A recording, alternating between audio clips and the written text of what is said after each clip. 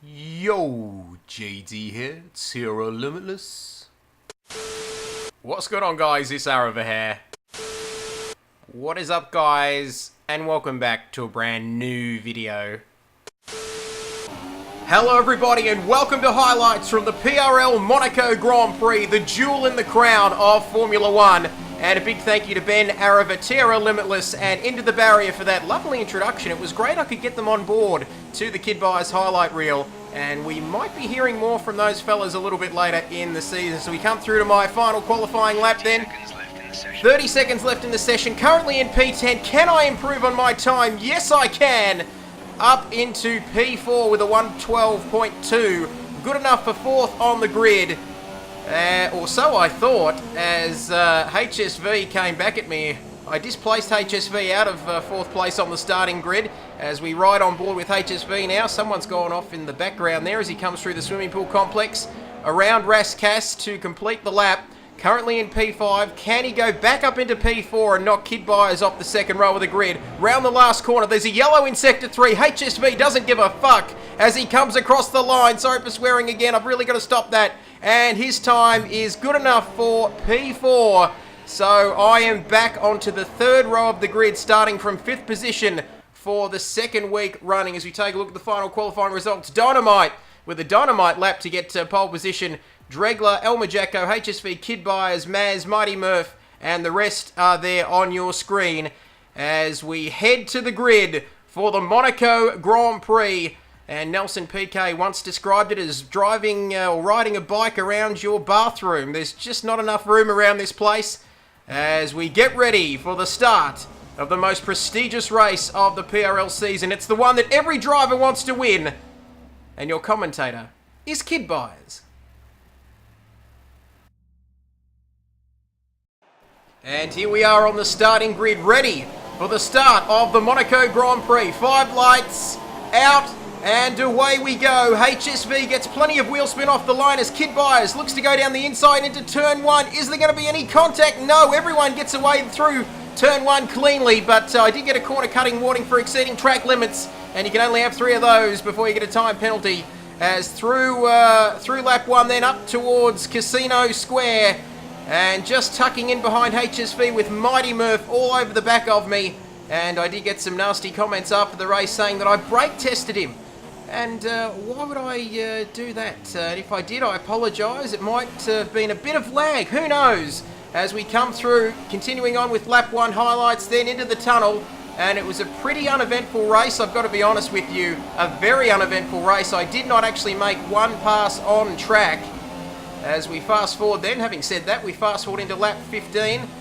And coming through P2, I got up to P2, like I said, not passing anybody on track. Dynamite right up behind me. You can see the proximity arrows going mad as I come into the pits. Just a one-stop race, as is often the case on F1 2017. From the ultra soft tyres onto the super soft. Once again, a bit of a delay there, stuck in neutral. I'm still having trouble there with the pit stops.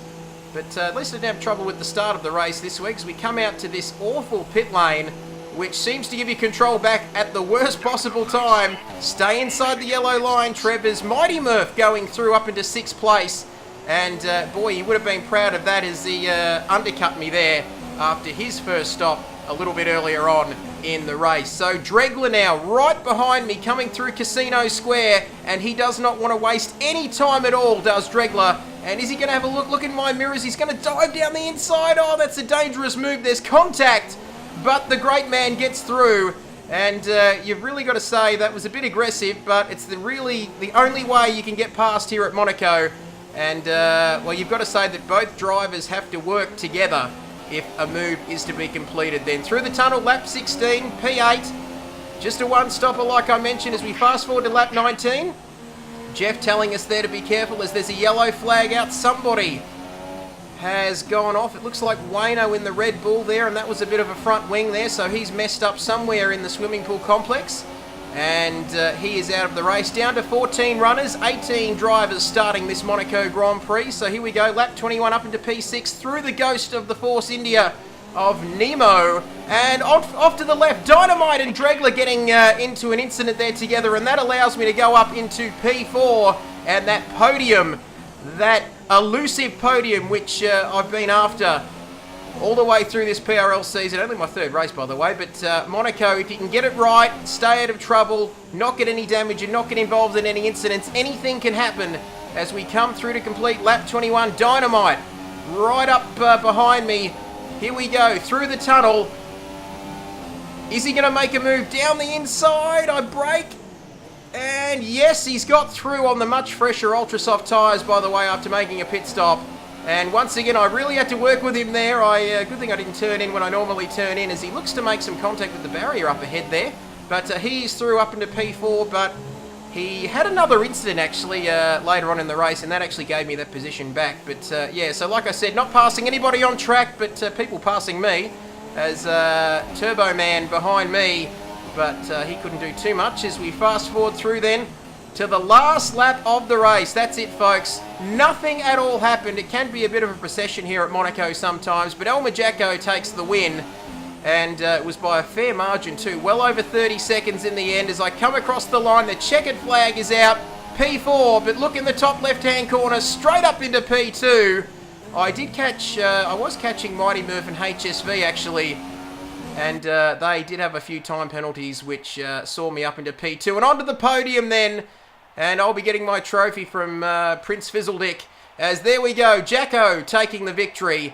Another Monaco Grand Prix, another Monaco trophy for the trophy cabinet for our man Jacko. Kidbyers getting to spray some champagne, and Dino, oh you naughty boy there, that was the money shot. As the Sauber team, very happy, I am as well, my first podium of the year. Thanks very much for joining us for the Kidbyers highlight reel.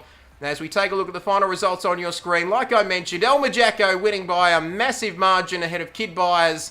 Yours truly not getting any penalties along with Jacko, where most of the field got penalties, except for Maznat, I think. There you can see on your screen. HSV, Mighty Merv, Squag, a good result from him too. I didn't mention him. And the rest of the results on your screen. We will see you for Canada. Make sure you join us next week.